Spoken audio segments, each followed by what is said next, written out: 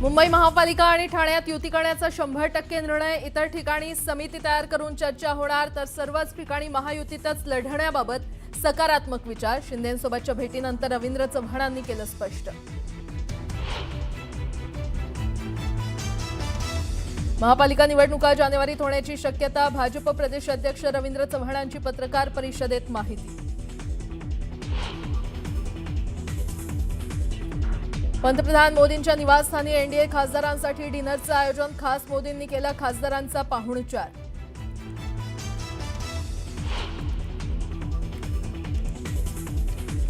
राष्ट्रवादीचे अध्यक्ष आणि सर्वेसर्वा शरद पवारांचा आज वाढदिवस। वाढदिवसानिमित्त राष्ट्रवादीच्या नेत्यांसह काँग्रेस नेत्यांकडूनही पवारांवर शुभेच्छांचा वर्षाव।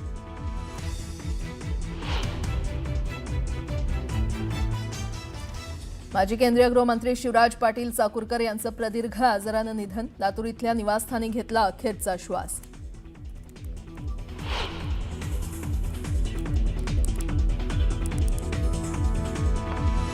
राज्य सरकार आणि मायक्रोसॉफ्ट कंपनीमध्ये होणार मोठा करार। मुख्यमंत्री देवेंद्र फडणवीस करारासाठी मुंबईत दाखल। मुंबईसाठी मोठी घोषणा होण्याची शक्यता।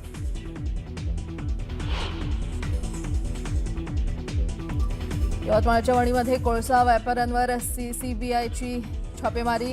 निलजाई कोळसा खदान आणि महामाया कोल वॉशरीजवर सीबीआयचा छापा। निकृष्ट कोळशाचा पुरवठा करत हजारो कोटींच्या घोटाळ्याप्रकरणी छापेमारी।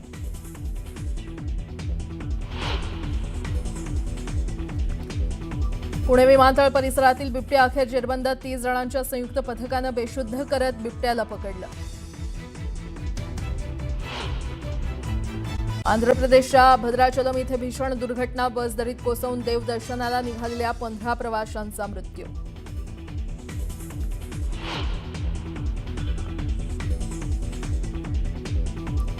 पालघरच्या पूनम पार्क परिसरात अनधिकृत गोदामाला भीषण आग। आगीचं कारण अस्पष्ट। सुदैवानं जीवितहानी नाही।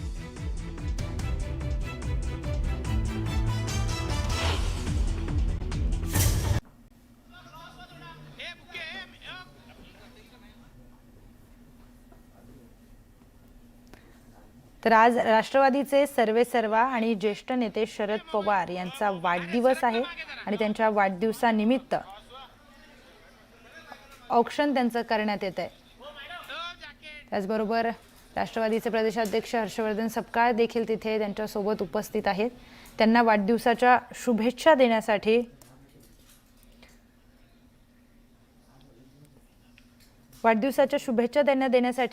बरेच कार्यकर्ते, पदाधिकारी आणि नेते मंडळी देखील आहेत आणि सोशल मीडियाच्या माध्यमातून देखील सगळ्याच पक्षातील नेत्यांनी त्यांना वाढदिवसाच्या शुभेच्छा दिलेल्या आहेत। आज त्यांचा वाढदिवस असल्यामुळे त्यांचं औक्षण करण्यात येते, त्याची ही थेट दृश्य आपण बघतोय। त्यांच्यासोबत शशिकांत शिंदे देखील आपल्याला दिसून येत आहेत। ही थेट दृश्य त्यांचा 85वा आज वाढदिवस आहे। राष्ट्रवादीचे सर्वेसर्वा शरद पवार यांच्या वाढदिवसानिमित्त त्यांचं औक्षण केलं जात आहे। त्याचबरोबर त्यांना शुभेच्छा देण्यासाठी अनेक कार्यकर्ते आणि पदाधिकारी देखील तिथे जमलेले आहेत।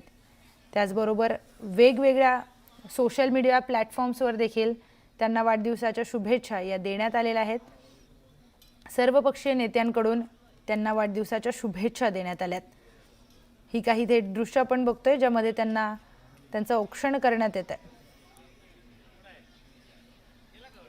तर वाढदिवसाच्या त्यांच्या 2 दिवस आधीच दिल्लीमध्ये जो कार्यक्रम झालेला, त्या कार्यक्रमामध्ये शरद पवारांनी वाढदिवसाचा त्यांचा केक कापलेला आणि अजित पवार यांच्यासोबत देखील त्यांची भेट झाली। त्यामुळे पुन्हा एकदा राजकीय चर्चांना खरं तर उधाण आलेलं होतं। वाढदिवसानिमित्त दोन्ही राष्ट्रवादी एकत्र येणार का असे देखील प्रश्न जनतेकडून विचारले जात होते। राजकीय वर्तुळामध्ये देखील या संबंधी मोठ्या चर्चा केलेल्या जात होत्या आणि त्यामध्ये आता त्यांचा वाढदिवसाची ही थेट दृश्य आपण बघतोय।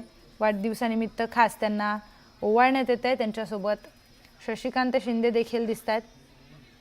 महिलांकडून त्यांना ओवाळण्यात येत आहे आणि त्याचबरोबर अनेक लोक त्यांना वाढदिवसाच्या शुभेच्छा देण्यासाठी तिथे आलेले आहेत। या सगळ्या घडामोडींचे अपडेट्स आपण रिपोर्ट नंतर पुढची महत्त्वाची बातमी पाहूयात। केंद्रीय कृषी मंत्री शिवराज सिंग चौहानांविरोधामध्ये संसदेत 25 खासदारांकडून हक्कभंग प्रस्ताव सादर करण्यात आलाय। केंद्रीय कृषी मंत्री शिवराज सिंग चौहान आणि केंद्रीय गृह राज्यमंत्री नित्यानंद राय यांनी 2 डिसेंबरला महाराष्ट्रातील अतिवृष्टीसाठी केंद्र सरकारकडे राज्य सरकारकडून कोणताही प्रस्ताव आला नाही असं सांगितलेलं. मात्र त्यानंतर 3 डिसेंबरला शिवराज सिंग चौहान यांनी सभागृहामध्ये 27 नोव्हेंबरला महाराष्ट्र सरकारकडून प्रस्ताव आल्याची माहिती दिली होती. तर कृषी मंत्र्यांच्या उत्तरामध्ये विरोधाभास असल्याचा आरोप करत राज्यातील 25 खासदारांनी त्यांच्या विरोधामध्ये हक्कभंगाचा प्रस्ताव सादर केलाय. जर 27 तारखेला प्रस्ताव त्या ठिकाणी आपल्याला मिळालेला होता तर मग खोटी माहिती सभागृहात का दिली गेली आणि त्याच अनुषंगाने आम्ही सगळ्या खासदारांनी हे सभागृहाचा अवमान आहे, सभागृहाच्या सदस्याचा अवमान आहे आणि मला वाटतं अशा पद्धतीने मंत्री जर त्या ठिकाणी बिनधास्तपणे खोटी उत्तरं जर रेकॉर्डवर देत असतील तर तो निश्चितपणे खासदारांच्या विशेषाधिकारामध्ये येतं. आता एक मोठी बातमी, मुंबईसाठी मोठी घोषणा होणार आहे. राज्य सरकार आणि मायक्रोसॉफ्ट कंपनीमध्ये मोठा करार होणार असल्याचं कळत आहे. मायक्रोसॉफ्टकडून मुंबईमध्ये मोठी गुंतवणूक केली जाईल. मुख्यमंत्री देवेंद्र फडणवीस हे करारासाठी मुंबईत दाखल झाले आहेत. मायक्रोसॉफ्ट सीईओ सत्या नडेला आणि मुख्यमंत्र्यांच्या सोबत करार होणार आहे. नेमकी मुंबईसाठी काय घोषणा होणार याकडे आता सगळ्यांचं लक्ष लागलंय. विश्वसनीय सूत्रांकडून या संदर्भात महत्त्वाची माहिती मिळालेली आहे. राज्य सरकार आणि मायक्रोसॉफ्ट कंपनीमध्ये मोठा करार होणार आहे आणि मुंबईसाठी मोठी घोषणा केली जाणार आहे. मायक्रोसॉफ्टकडून मुंबईमध्ये मोठी गुंतवणूक करण्यात येणार असल्याचं कळतंय. या संदर्भात अधिक माहिती देत आहेत आमचे प्रतिनिधी तुषार उपनवर आपल्यासोबत जोडले गेलेले आहेत. तुषार, पुढच्या 30 मिनिटांसाठी मुंबईकरांसाठी मोठी घोषणा मुख्यमंत्री देवेंद्र फडणवीस यांच्याकडून होणार आहे. मायक्रोसॉफ्टचे सीईओ सत्या नडेला आणि मुख्यमंत्री देवेंद्र फडणवीस यांच्यामध्ये महत्वपूर्ण करार मुंबईकर तरुणांसाठी होताना पाहायला मिळणार आहे. गेल्या अनेक दिवसांपासून या संदर्भात बॅकएंड मीटिंग मायक्रोसॉफ्टचे सीईओ सत्यला नडेला यांच्या सोबत मुख्यमंत्री कार्यालयाकडून सुरू होत्या.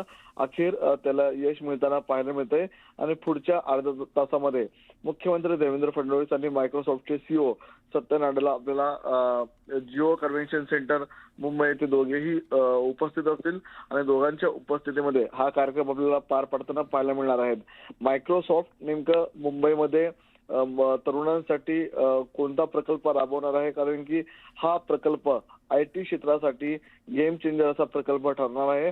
किती तरुणांना या माध्यमातून रोजगार मिळतील याकडे सर्वांचं लक्ष लागलेलं आहे. मात्र मायक्रोसॉफ्ट मुंबईमध्ये यावं ही भूमिका देवेंद्र फडणवीसांची होती. मुख्यमंत्री कार्यालय गेल्या अनेक दिवसांपासून या संदर्भामध्ये आपल्याला बैठकांचं सत्र घेताना पाहायला मिळत होतं. अखेर या बैठकांना यश मिळताना पाहायला मिळतंय. मायक्रोसॉफ्ट आणि मुख्यमंत्री देवेंद्र फडणवीस यांच्यामध्ये थोड्याच वेळात आपल्याला आता करार होताना पाहायला मिळेल.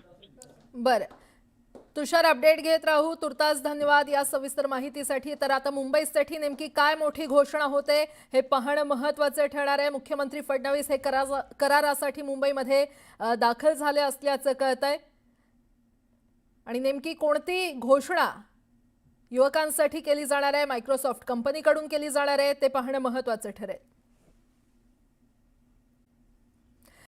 हे आहे न्यूज 18 नेटवर्क. आपण पाहत आहात न्यूज 18 लोकमत.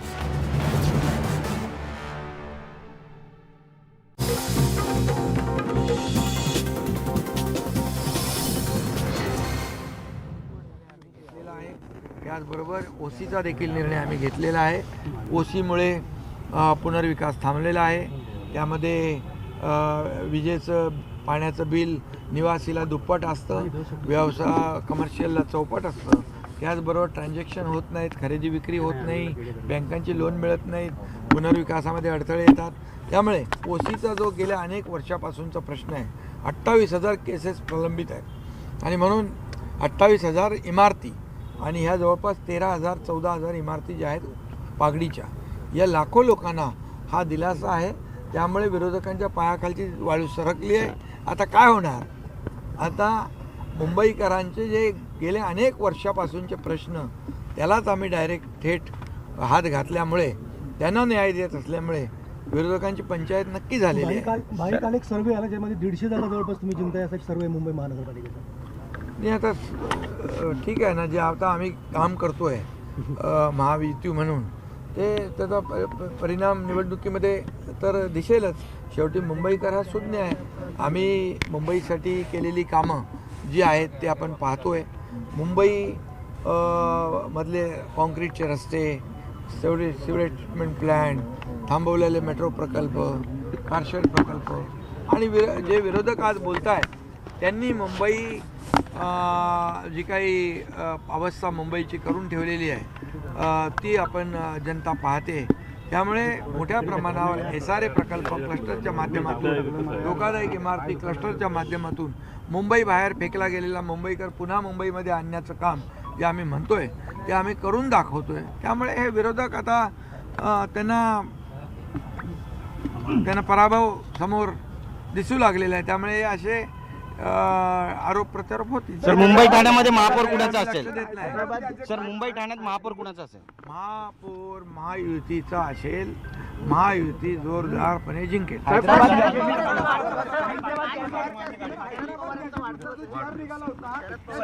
त्यांना वाढदिवसाच्या खूप खूप शुभेच्छा देतो मी आणि त्यांचं आरोग्य उत्तम राहो अशा मनापासून शुभेच्छा. साहेब, तुम्ही दिल्लीमध्ये काही दिवसांपूर्वी अमित भाईंची भेट घेतली होती. यामुळेच महायुतीची